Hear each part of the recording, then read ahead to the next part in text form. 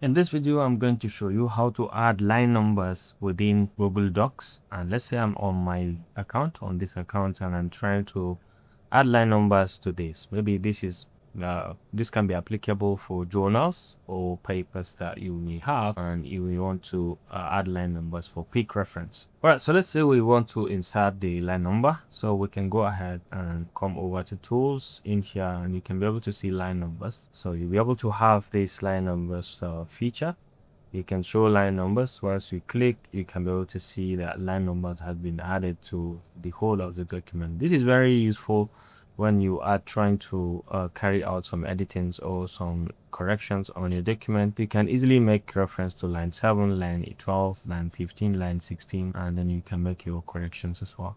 So you can continue throughout the document, or restart on each page, or restart on each section, or the entire document, or this particular section. You have all of these controls to this. And when you look at this now, it says restart on each page. So you can see on each page is a different number. And you see continue throughout, you can see it has changed to continue throughout, right?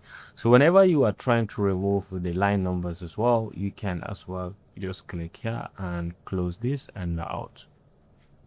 If you found this helpful, please leave a like.